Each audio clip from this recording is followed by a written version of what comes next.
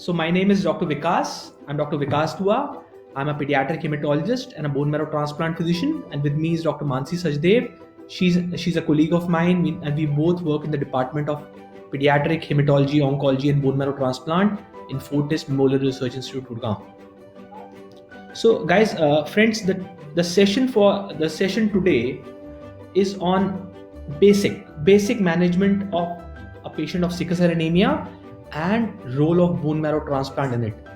And we know that there are quite a few people who have this problem in Africa. To name some of the countries, I should say Nigeria is the sickle cell capital of the world. Majority, I would say that there are many patients in Nigeria who have sickle cell anemia, and there are many carriers in Nigeria. Other than Nigeria, there are countries like Ghana, Uganda, Zambia, Cameroon, Congo, Kenya, Tanzania. So these are some of the other countries where sickle cell is seen. And those people who are listening to us, they know it very well how difficult it is to take care of a loved one who has sickle cell anemia, who gets pain crisis, who had a stroke in the past, who had acute chest syndrome in the past, and who's having frequent in and out admissions in the hospital because of pain crisis. So friends, I know it's a difficult journey for the families who have sickle cell anemia. So right now, what we are going to do in next 1 hour, me and my colleague Dr. Mansi, we are going to talk about management of sickle cell anemia, some practical things, and what we as transplant physicians do in Fortis Memorial Research Institute, Gurgaon, because as we speak on 10th April 2020, the only cure for sickle cell anemia is a bone marrow transplant. Gene therapy is still experimental. There are a lot of people who come to us who ask about gene therapy, but that's still experimental. So I asked Dr. Mansi to start the session for today and tell the people who are listening to us what is in general sickle cell anemia and how should we practically manage the problems what arise because of that. So hi friends. So I am sure that majority of us either know or have patients or have a loved one who has sickle cell anemia, and that's why probably you are watching this video. So what sickle cell anemia is, it's a genetic condition where the shape of your hemoglobin, your RBC, changes to sickle shaped. So what happens is that when your RBCs become sickle shaped, they can clog your blood vessels and cause some signs or symptoms of it.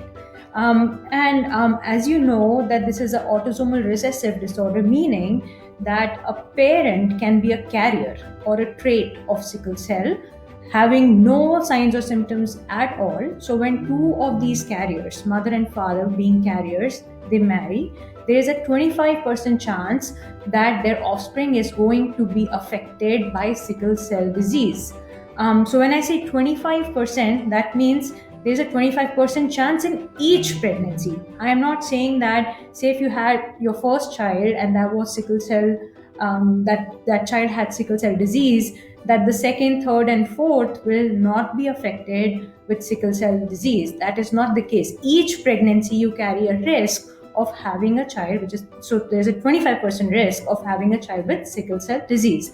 Now, before going to sickle cell disease, let's talk about sickle cell trait. They don't have any symptoms. They lead a normal, healthy life, and that's why they don't know that they have this. And hence, when two traits marry and have a kid, they can have a sickle cell anemia patient. Now, what are the signs and symptoms of sickle cell anemia?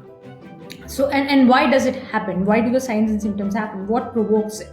So when your hemoglobin or RBCs become sickle cell, they can clog any of the blood vessels, and this can happen anywhere in the body.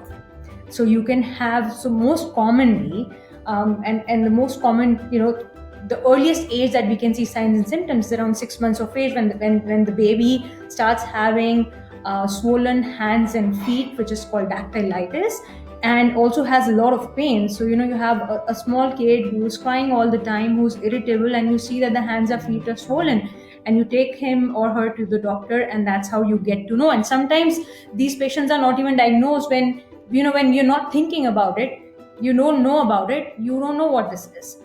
So that's the first and the foremost sign that a child can exhibit when they have sickle cell anemia. Other than that, you can have acute chest syndrome, where you can have fever, you have pneumonia, you can have cough, you can have difficulty breathing. You do a chest X-ray or a CT scan, you see multiple infiltrates in your CT scan or a chest X-ray. You require oxygen, you require hospitalization, IV antibiotics, you are on oxygen. Sometimes, if it's that worse, you can be intubated as well. So those are some of the signs and symptoms of acute chest syndrome. So again, these are the sickle red cells that clog the blood vessels of your chest. You can have you can have stroke. So it's the same mechanism, right? You have like hemiplegia. So one of your blood vessels in your brain gets clogged. So you get the signs and symptoms of having a stroke. Likewise, you can have nephropathy. So your kidneys can get affected. Your eyes can get affected if it's not treated, and you have sickling all the time. And that can go undiagnosed until actually you're far along in the disease. You can have priapism, and you can have veno-occlusive crisis. So it can be any organ, it can be any site, especially your limbs. You have pain all the time, you have back pain. So multiple pain crisis is another frequent sign or symptom of sickle cell anemia. So friends, as Dr. Mansi rightly said, that practically any part of the body can be involved in sickle cell anemia, but the most common presentation is veno-occlusive crisis. So now, so if we have to ask what is the permanent cure and what we should do to get rid of these problems when we have. So the permanent cure, I've just said that it's bone marrow transplant, but unfortunately there are not many centers throughout the world who are doing bone marrow transplants. And I have to say, for Africa, just in South Africa, you have some hospitals who are doing bone marrow transplant, and there are some centers in Nigeria, in Ghana, those who have started doing transplant, but I'm sorry to say that they are in the stage of infancy. They've just started doing it, and they might get some expertise in near future, and then they would be able to take up more of patients. And at this point of time, there are many people from different parts of Africa who travel to India for bone marrow transplant because they know that that this is the permanent cure, and the outcome if you do a full match donor transplant for sickle cell anemia is quite good. It's close to 95%. So before we discuss in detail about bone marrow transplant, so I'll ask Dr. Mansi to tell you how we manage a pain crisis, what all vaccinations need to be given to a patient who has pain crisis, and what are the newer medicines which are available, and some of the older medicines which people are using in Africa, to elaborate on that and to tell what precautions need to be taken, what dose of that medicine to be taken. So Dr. Mansi should tell you about this. So let's talk about what is available to us already, what we know about, and then we'll talk about some of the new things that have come up. So we all know that these patients who have sickle cell anemia, we give them penicillin prophylaxis. So why that? Because we know that sickle cell patients are extremely prone to get pneumococcal infections. So in order to prevent that, you need to give them penicillin prophylaxis. So who gets it? You give it to everybody who is diagnosed with sickle cell anemia till the age of 5 years, and also in older patients, so until 5 if they're well. But if you have a previous history of severe pneumococcal infection, then you continue it even after the age of 5 years. The usual dose is, if you're less than 5 years of age, it is 125 milligrams twice a day. But if you're more than 5 years of age, it's 250 milligrams twice a day. The side effect of taking penicillin is that you can be allergic to it. So if you're allergic to penicillin, you can give them erythromycin as a prophylaxis. And the dose for that, again, it's 5 years. If you're less than 5 years, it's a different dose. And if you're more than 5 years, different. So if you're less than 5 years of age, it is 250 milligrams twice a day. But if you're more than 5 years of age, it is 500 milligrams twice a day. Now we know that, since these patients are prone to get severe pneumococcal infection, it is very important that you give them the pneumococcal vaccine, especially the 13-valent vaccine that is available now, the pneumococcal vaccine. So having said that, that is about penicillin. So that's a very, very important medicine that we need to give these patients. The second one is hydroxyurea. So the role is totally different, right?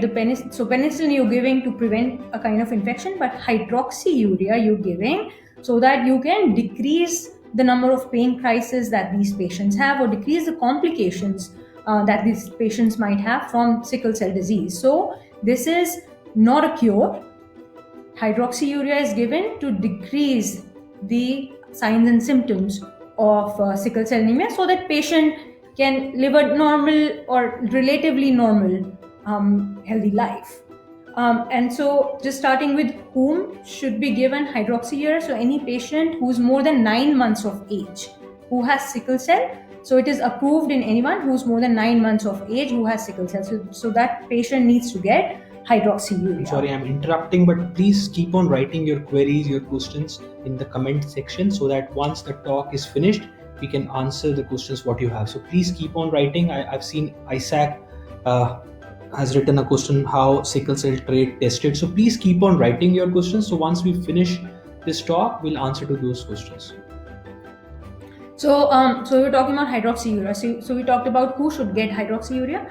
The second thing that we want to know is what is the dose of hydroxyurea that we give these patients. So we start at 15 milligram per kilogram per dose in these patients per day. And then we can go up to 20 milligrams per kilo. Now the textbook does say that you can go up to 35 milligram per kilogram, but we see a lot of myelosuppression in these patients from this medicine. So in our practice, we've seen, when we go beyond 20 to 25 milligram per kilogram, we see a lot more myelosuppression from hydroxyurea than what the book says. So what do we need to do, or what do we need to know as clinicians or as parents when somebody is on hydroxyurea? The first and the foremost thing is, like I said, that this medicine can cause myelosuppression. So it is very important that we keep checking a complete blood count to see what the TLC or your ANC or your platelets are doing. So we say so you need to continue your hydroxyurea in case on your CBC your TLC falls below 2500, your ANC falls below 1000, or your platelet count falls below 80,000, then you need to hold the dose. You hold the dose for maybe around a week or two, then you repeat your CBC, and once these numbers start to build up or they're getting better, then you can restart your hydroxyurea. We're not saying that you need to stop the hydroxyurea forever. You just have to hold it for some time. Once your CBC comes back to normal, then you can restart it. The other thing is, if a patient who's taking hydroxyurea, if that patient develops fever, so again, it is very important that the physician needs to see the patient, examine the patient, make sure that the patient doesn't look septic or has any kind of infection. And the other thing is that you have to do a CBC at that point to see what is going on, because at that time you have to hold your hydroxyurea as well. So friends, please remember that a complete blood count is to be done every month. If you're on hydroxyurea, please get a complete blood count every month, because in case of the problems what Dr. Mansi has mentioned, in case of the white cells going down, platelets going down, you may have to temporarily stop that. So there are many people who are taking blindly hydroxyurea in Africa, and they're not monitoring the CBCs, and there are problems happening with those patients. So please, that's a practical thing what you need to know. You have to get a complete blood count done every 4 weeks. And for the clinicians to know, when you look at the CBC, you can look at the CMV, because this medicine can increase your CMV, which tells you actually the patient is taking hydroxyurea. So that is a sign, or that is something that you can see to say that the patient has been compliant with hydroxyurea. And then you can also check HbF, hemoglobin F level, because that also goes up with hydroxyurea as well. That's another way to tell whether the patient is being compliant with the medicine or not. There are certain other side effects of hydroxyurea as well, as we have already mentioned that myelosuppression is one. If you read the book, they also mention azoospermia, but we have not seen that in our patients. Then alopecia and liver function can be deranged. So checking LFTs monthly is another thing that you have to do if a patient has been on hydroxyurea. So please remember complete blood count, liver function test, and sometimes creatinine, kidney function test may also be required if somebody is on hydroxyurea. Do it on monthly basis. So then let's talk about what's new. What is the new medicine that has come up in the past couple of years for sickle cell patients? So again, the medicine, the medicine, the name is L-glutamine. Again, not a cure for sickle cell anemia, but it helps to alleviate your signs and symptoms related to the disease.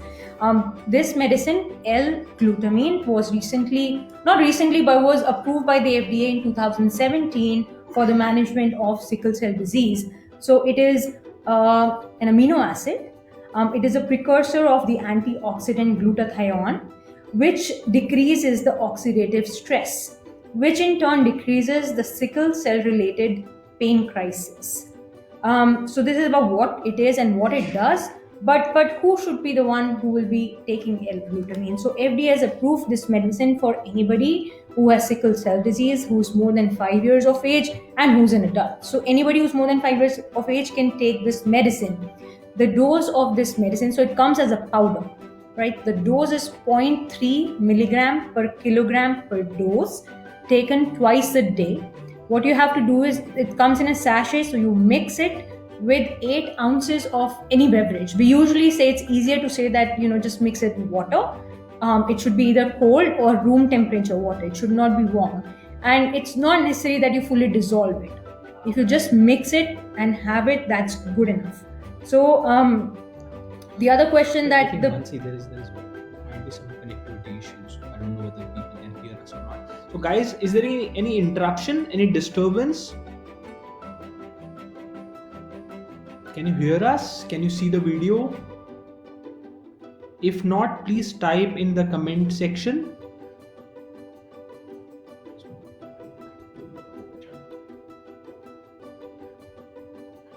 Guys, can you hear us? Is there any disturbance in between?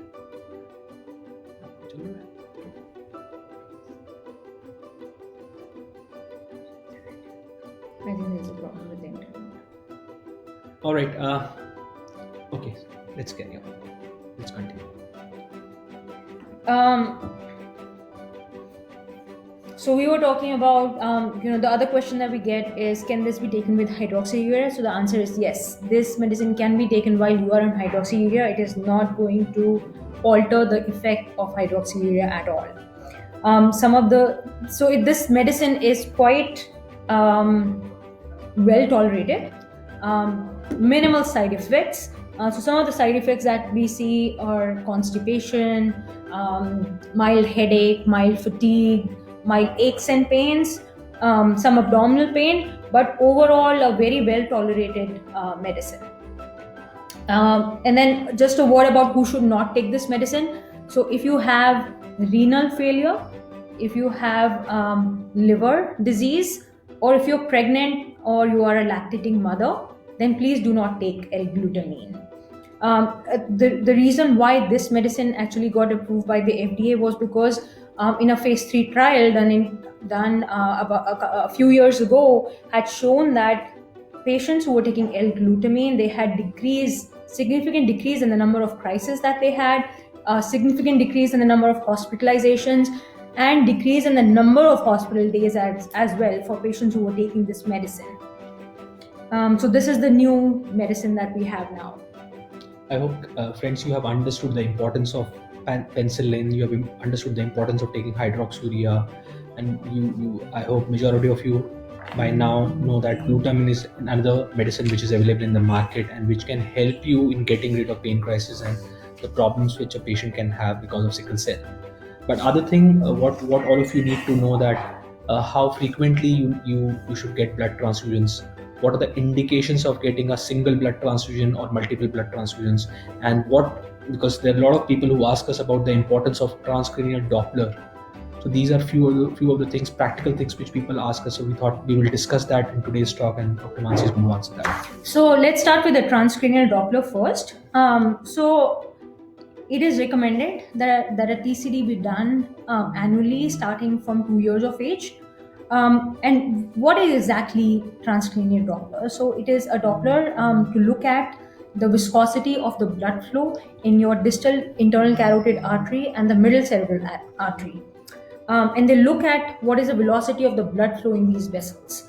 So less than 170 is okay. It's 170 centimeters per second. If your velocity is between 170 and 200, you are at a higher risk of having stroke. So it is recommended that you get the TCT done fairly early and not wait for another year. Within 6 months, you should get a second TCT done. But if your velocity is more than 200, you are at a very high risk of getting stroke. So that is the time that your hematologist is going to suggest you that it's better to go on to chronic transfusions in order to prevent you from getting a stroke from sickle cell disease. So that is what a transcranial Doppler is, and that's how it helps us. Now, coming to So friends, so the thing what you need to understand that what is the logic of giving a regular transfusion to these patients who have a high velocity. That means they have the high concentration of HBS. That means they have high, I would say, lot of sickle cells in their body. So we want to decrease that sickle cells by replacing that with normal blood. That's why we transfuse these patients on a regular basis, on a monthly basis, so that the percentage of sickle cells goes down and the risk of complication, the risk of stroke also goes down. So talking about transfusions, let's talk about. We know that there is a simple transfusion, there is exchange transfusion, and there is chronic transfusion. So let's first talk about what is chronic transfusion. That just means that your hematologist has decided that you are going to benefit from getting blood every 3 to 4 weeks in order to keep your HBS low. HBS is the hemoglobin S level in your blood, which can be tested with HPLC. Ideally, in an ideal situation, anything less than 30% is good. But we know that in our sickle cell population, it is around 7. Some have anywhere between 50 and 90% is what we have, and that's when we get most of the signs or symptoms or complications. So what are the indications of chronic transfusion? The first one I told you is an abnormal transcranial Doppler. So that's the first indication. The second indication, if somebody has even one episode of stroke, that's a second indication that you will be put on chronic transfusion. Why? Because chronic transfusion has been seen to reduce the risk or reduce the incidence of further strokes in such patients. So then that's about chronic transfusion, meaning that you on a monthly basis you're getting transfusions.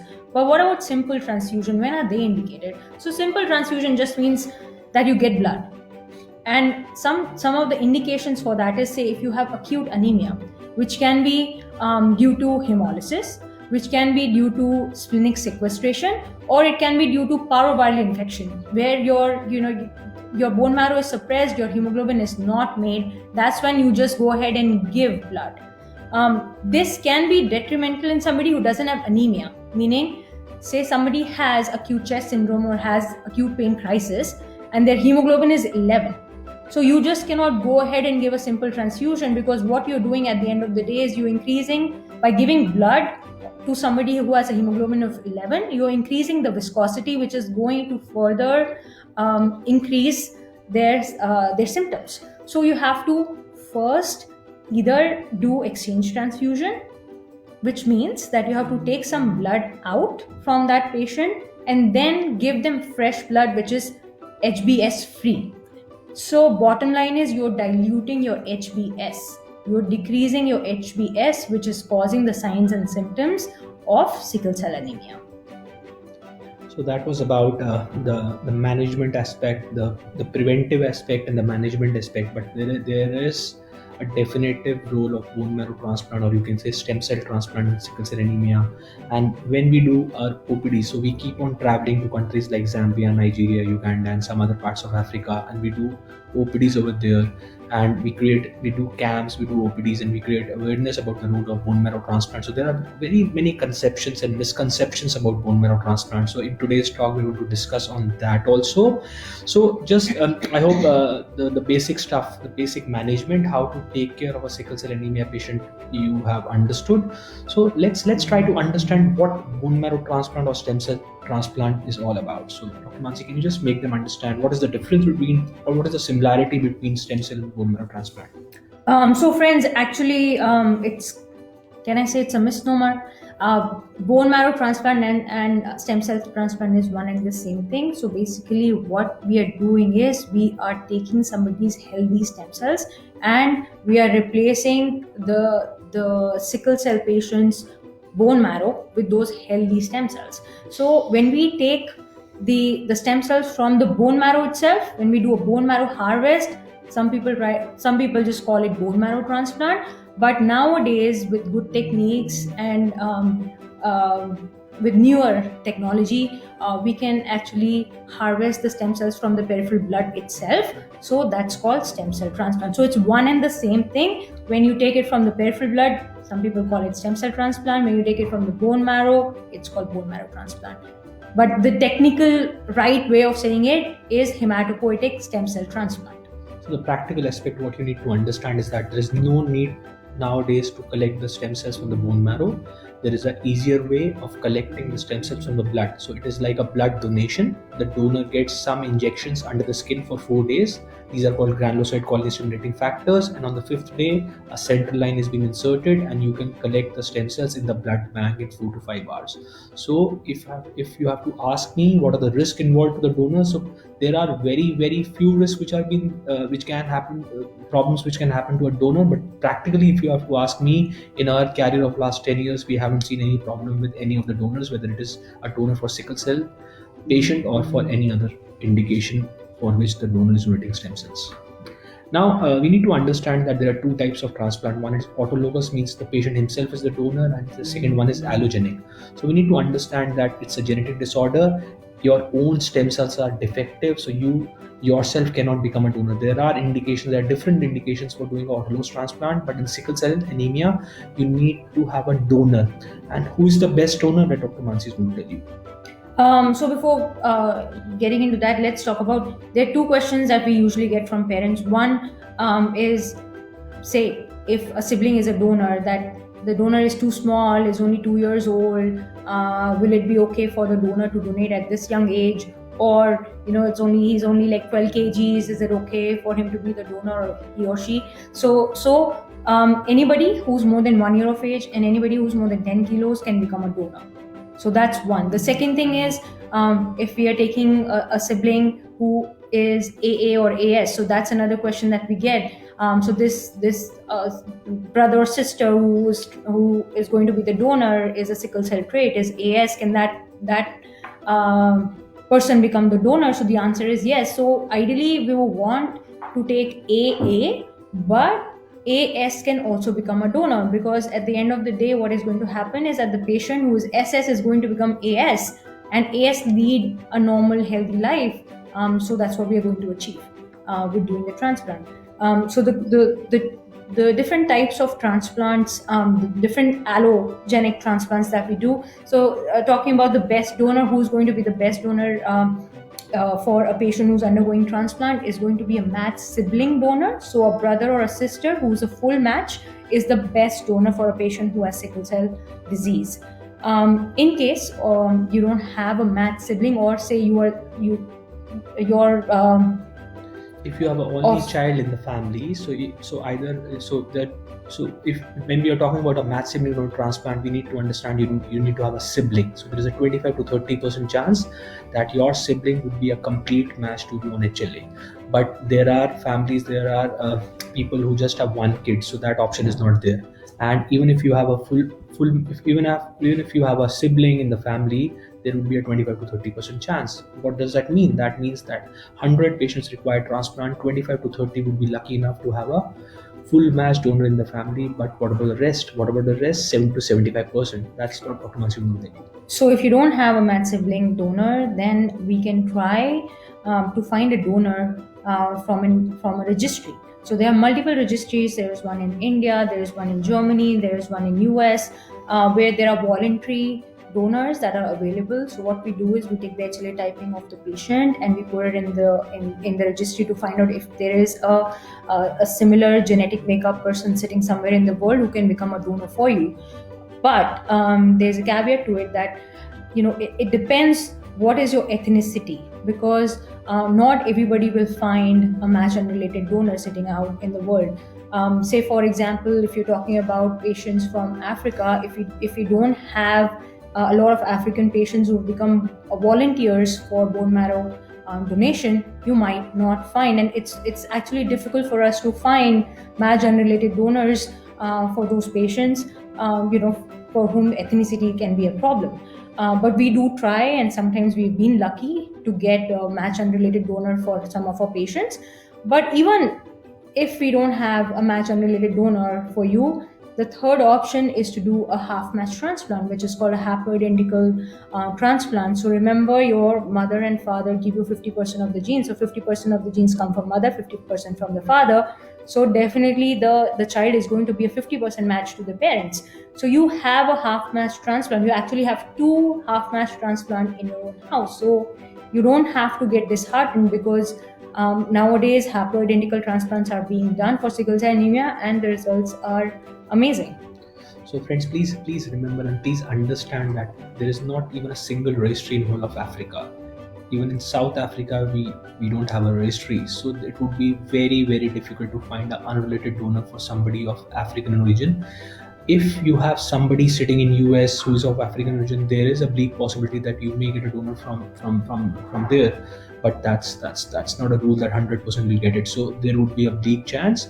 But the option of a half match transplant is always there, and after doing more than 125 half match transplants for sickle cell anemia patients in our center, we have produced phenomenal outcomes. So with more and more expertise what we have gained after doing half match transplants, the outcomes what we are achieving is very great. So please don't get disheartened, but you need to understand that you have to do a test called HLA typing. You may be different on blood groups, the donor might be having a different blood group, but that hardly matters. You need to have a similar HLA ideally, but if that is not the case, then father or mother can become a donor and you can do a half match transplant. So please understand that. So Dr. Mansi, this is about in a nutshell about half match transplant or a bone marrow transplant. But there are a lot of, I would say, misconceptions which are there in people sitting out in Africa. I remember there was a family who came to us from Zambia last year. So the family came to us and was discussing about the practical problems what they have in their society. So there was a question which came to me. What I remember is that one thing is that they feel that we are harming the donor. I think we have already answered that. Practically, there is no risk to donor. Then people say that if you travel to India, people are going to cheat you and people are going to just befool you. So that's another message. What I want to tell you guys, you can directly contact the doctors, and doctors will be the correct person to answer that. And there are good people, there are helpers whom you are contacting who can help you in facilitating the things. There are people who are working in an ethical way who can help. So, and the cost factor is also a major challenge for people in Africa. I can very well understand that. But friends, in a center like ours, in which we do more than 150 to 180 transplants in a year, we can keep down the cost provided you have a trust and you have a will. If you have a will, then we can find a way for you. So please understand that if you have a full match donor, the outcomes in sickle cell anemia is close to 95%. So what does this mean? This means that 100 patients undergo bone marrow transplant, 95 would be sickle free, would be well forever. There are people who come to us who have a misconception, who say that Dr. Vikas, Dr. Mansi, if you guys do a transplant, for how long our child is going to be well? So Dr. Mansi, would you like to answer that? Because this type of questions are very common to us.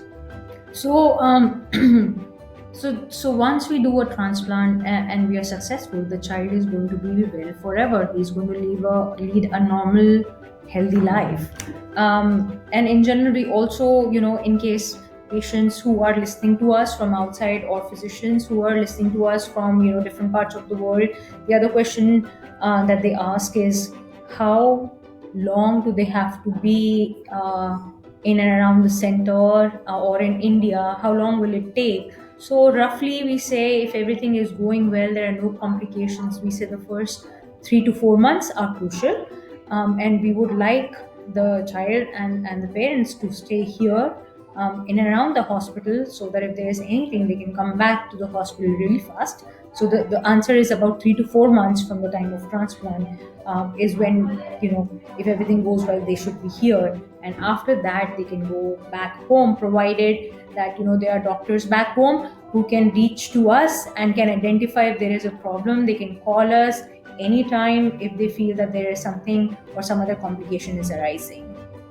So we'll be leaving our phone numbers and our email addresses, because in future, if you require any help from our side, you can contact us. There are labs, there are good labs like, I would say, Lancet, Metropolis, from where HLA typing can be done. So there are people who ask us, Dr. Vikas, I don't know who is the best donor in our family, and do we need to travel to India to get the HLA typing done? So we tell them that there are labs like Lancet. I think all of you are familiar with Lancet in Africa. So Lancet is practically everywhere in Africa. So Lancet and Metropolis are the two standard labs which can do HLA typing. The other ways to get a HLA typing done, you can contact us. If you contact us, we'll send you the kits.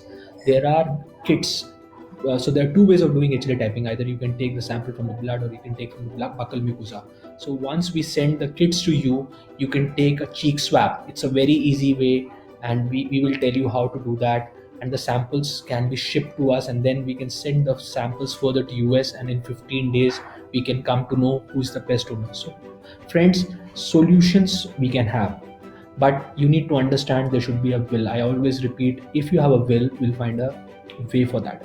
Then there is another thing which we need to understand, is that other than, for example, if I have to give an example, there are patients who come to us who have issues. Like I remember a patient who came to us a few months back from Zambia, who had a stroke, who had 2 strokes in the past. There are patients who come to us with hip problems, like avascular necrosis of the hip, of the femur head. So people ask us, Dr. Vikas, if you do a transplant, after the transplant, would the hemiplegia be corrected or the joint problems be corrected? I think Dr. Mansi can answer that. So, unfortunately, what has happened has happened. We will not be able to go back to where we were, but definitely with a transplant, we can prevent further complications. We can prevent further deterioration in the condition. There might be a minimal benefit also, like say if you had hemiplegia, there might be a little bit benefit from that, but you cannot go back to where you were to begin with. Yeah, so another thing which people ask us, friends, what is the best age? What is the best age to undergo a bone marrow transplant? So as we have just discussed, that we would not be able to correct the problem what you already had. We would not be able to correct that. But you can prevent further problems, further complications happening. So that's why we always say earlier the better. If your child is symptomatic, if we have to tell you the indications of getting a bone marrow transplant done, so that's different in different parts of the world. If you ask an African doctor, if you ask an American doctor what are the indications of doing a bone marrow transplant in sickle cell anemia, he would say tactically every patient who has got sickle cell disease should undergo a bone marrow transplant, because the outcomes are close to 95 to 98%. But I can very well understand there are financial issues, there are other logistic problems which are there for patients of Africa. So if I have to name few indications for which a transplant is indicated, then those are, Dr. Mansi, can you just answer that? So if somebody is having frequent pain crisis, so that's one. If somebody is having 2 or more than 2 acute chest syndrome as well per year, so that's another indication for transplant. If you have a stroke, so that's an indication for transplant. Having priapism is another indication for transplant. So please understand that if your quality of life is hampered, please think of getting a bone marrow transplant done, because the other things, the other medicines are not the permanent cure. Then friends, if I have to ask you, how frequently your child gets a problem. I would say majority of you will say that we have seen at least pain crisis happening. So if that is hampering your day-to-day activity, if that is hampering your going to school, then I think it's quite logical to consider a bone marrow transplant. So if I have to tell you about our center, I've already said we do more than 150 to 180 transplants in a year. Uh, we have an experience of more than 1,000 transplants in last 8 years, and there are a lot of Africans from different parts of Africa who travel to us for bone marrow transplant. And till date, we have done more than 100 successful stem cell transplant for sickle cell anemia with phenomenal outcomes. So we would like to share some pictures of the patients who have already undergone bone marrow transplant. I think there is some problem with that. We might not be able to share, but I think let's try to answer the questions what people have, Dr. Mansi. There are people who have come up with their questions, so let's try to answer these questions one by one. So friends, please, I request all of you, please type whatever is coming to your mind, good, bad, ugly about sickle cell. Please write down in the comment section, and we'll try to answer that. So Isaac is writing, watching you live from Kampala, Uganda. Hi, Isaac. Isaac is a close friend. He runs a sickle cell foundation, and he's a social worker and is a close friend. If you remember, a couple of patients in the past have come through Isaac, and he's a close friend, and he helps patients of Kampala who need bone marrow transplant, and he facilitates the things so that the patients can come to us for transplant. So let's answer this question. And then Dr. Richard is saying he's following from Chingola, Zambia. There is Elena who's following from eastern part of Zambia, and then there's Shum who's watching from Kampala. So Dr. Richard is asking, can we stop using folic acid and use only hydroxyurea? So folic has a different role, my friend. You need to understand that folic acid is because of ineffective erythropoiesis, and hydroxyurea is to increase your HbF level, so that the complications can go down. So the answer to your question is that you have to take both. Then Usha Tripathi is watching from Dehradun. Then we have Musonda Miriam, who is writing concerning using penicillin as a prophylaxis for pneumococcal infections in sickle cell patient. How often are they supposed to take, or after what duration must they take them? Should it be taken daily? So yes, it should be taken. Actually, it should be taken twice a day. As I had said, if you are less than 5 years of age, you should be taking 125 milligrams twice a day. If you're more than 5, then it is 250 milligrams twice a day. So it should be taken every day. Then we have Sydney Chikonde, who's saying, good afternoon, doctor. Could there be any side effects to body if you stop taking hydroxyurea? So no, there is no side effects if you abruptly stop taking hydroxyurea, but you have to remember that hydroxyurea helps to decrease your symptoms of sickle cell. So you might have a flare of your sickle cell signs and symptoms. Elena is writing, my concern is more information on the hydroxyurea. I think, Elena, we have already discussed a lot about hydroxyurea, but we will be sharing our numbers. And in case in future, if you want to ask any other question, please feel free to ask us. And then Isaac is writing, what are the most important tests to be done for one to start taking hydroxyurea? Is every patient supposed to start hydroxyurea at any time? So, yes, if a patient is of sickle cell anemia is more than 9 months of age, then yes, they should be started on hydroxyurea. We usually say when you're starting somebody on hydroxyurea, do a CBC to look for the counts.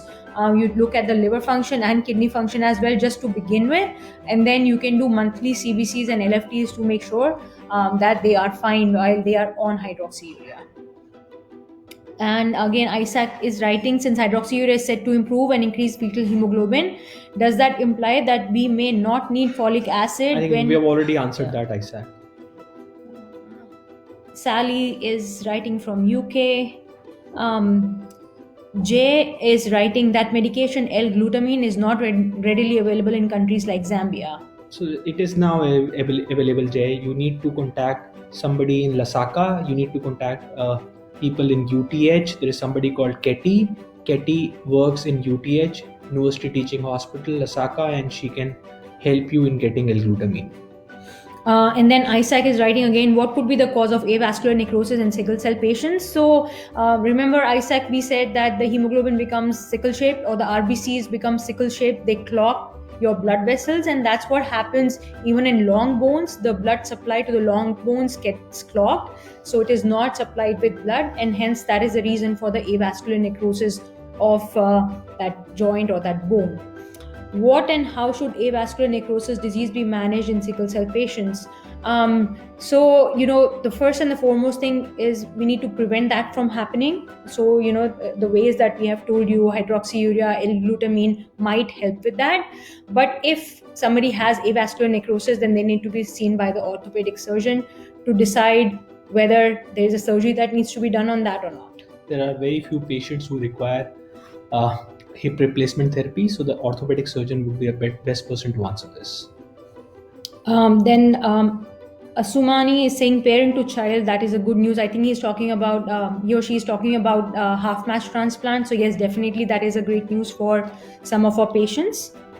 And Sally is writing, is there an age limit for the transplant? I think we've already answered that, Sally. So if a patient is symptomatic, we have done a transplant for even a 6-month-old sickler.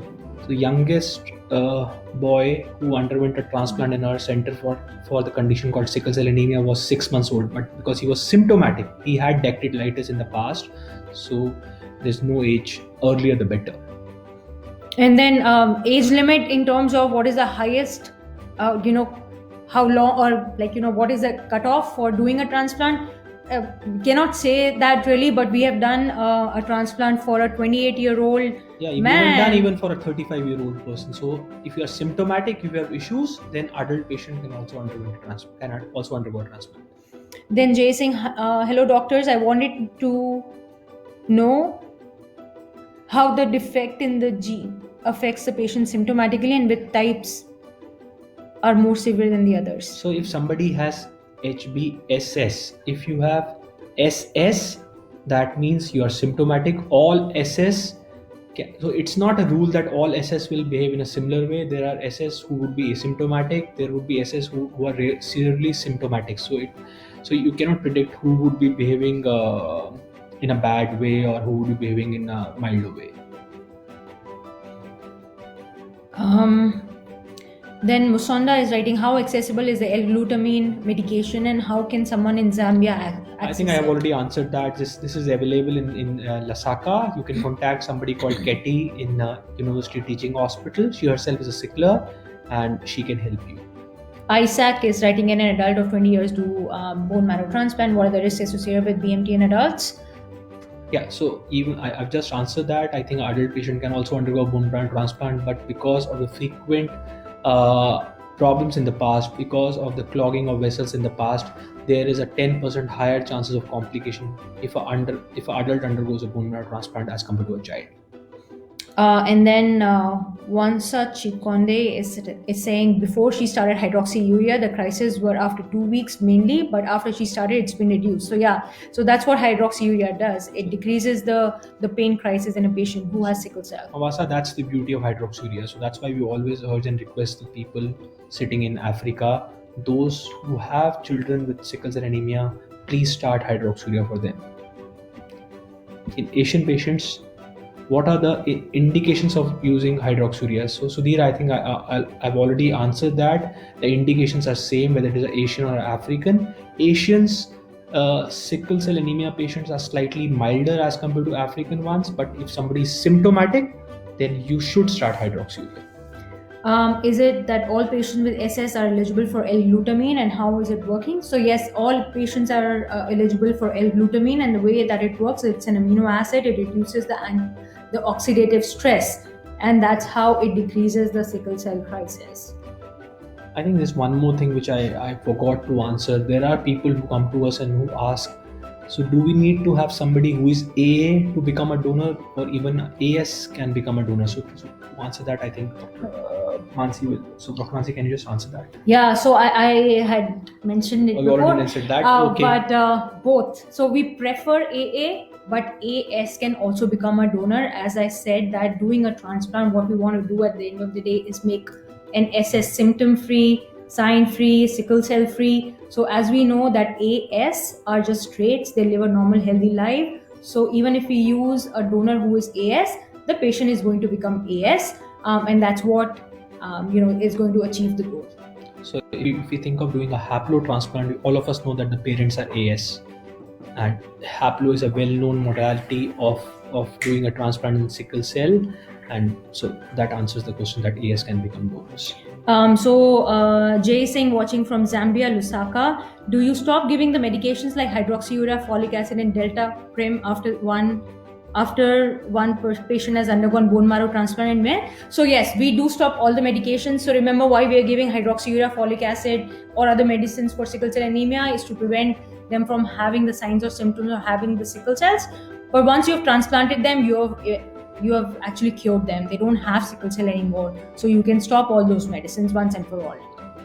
All right, I think it's already 55 minutes. Oh, Isaac is asking something. I have seen some of the patients who don't have SS but have signs of sickle cell anemia. Yes, there are few patients of AS who behave like a homozygous SS, but these are very few. There might be some genetic mutation in them which is causing that, but I don't have an answer to this. Why do they behave like SS? So we are trying, just give us maybe a minute. We are trying actually to share some slides with you. Just bear with us. In the meantime, we'll just keep answering the questions. So Dheeraj is asking, are children more at risk of being infected? Are you talking about sickle cell patient being prone for streptococcal infection or pneumococcal infection? If that's what your question is, then answer is yes. Children and even adults are. So if you have sickle cell, you are prone to have pneumococcal infection, and that's why we say either you should be on penicillin prophylaxis and not either. You should be on penicillin prophylaxis and you should definitely get vaccination against it. So these patients of sickle cell anemia can have autosplenectomy so that means that their spleen can disappear because of the infarcts and because of the problems which happen to a sickle cell anemia patient. So they are at risk of infections with encapsulated organisms. To name a few, it is pneumococcal, H. influenzae, Babesia, and meningococcal. So these are some of the infections which can happen to a sickle cell anemia patients. So friends, I think it's almost an hour and we are about to end this session. So we will be sharing our phone numbers and email addresses on the Facebook page, on the Fortis Facebook page. So please remember one thing, that bone marrow transplant is a permanent cure and there is no other cure. There is no other cure available till date for sickle cell anemia. And in case you have any queries in future, please do contact us. You can contact us through WhatsApp, through emails, and we will be more than happy to answer that.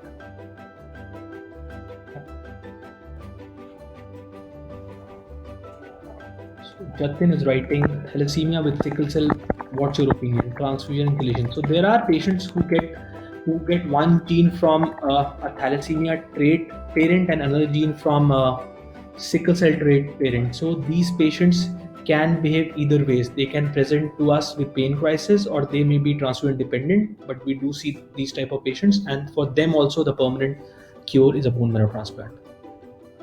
How long does the coronavirus survive in smooth surface? So we are not answering that. This talk is about sickle cell anemia, patients management and role of bone marrow transplant in that. So we can I think we can just log out. Thank you, everyone. Thank you, and please feel free to ask your questions to us, and you can contact us through WhatsApp or email. Bye bye. So our numbers are there, and you can call us on the same number, and WhatsApp is also the same number. So feel free. Thank you, guys. Bye bye.